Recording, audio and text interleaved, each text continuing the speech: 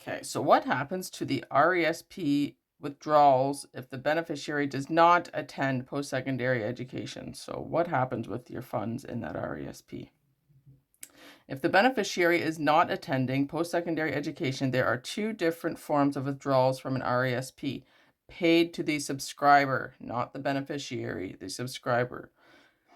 So the first form of withdrawal is an accumulated income payment, or an AIP, and that is payable to the subscriber and made up of income earned on contributions, grants, bonds, and provincial incentive programs.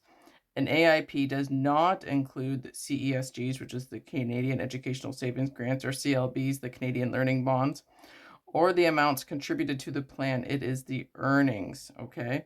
When withdrawn, an AIP will be taxed at the subscriber's regular income tax rate plus an additional 20%.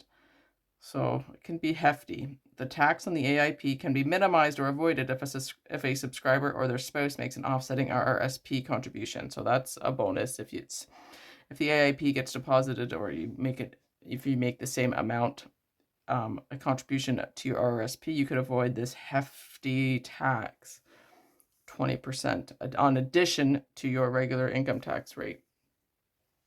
Now, the second form of withdrawal is a non-education capital withdrawal, which is NCW.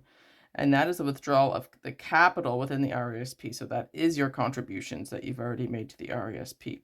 So the payment of an NCW will trigger the repayment of grants, bonds, and other financial incentives they go back to the original contribution. So you don't get to keep the grants. You can keep the income earned off the grants, but you do not get to keep the grant value themselves when the beneficiary does not attend a post-secondary school. So as contributions are made by subscribers with their after-tax income, an NCW is non-taxable to subscribers, right? Because it is your non-tax income that was the contribution, so they're not going to tax you again on those. So there you go.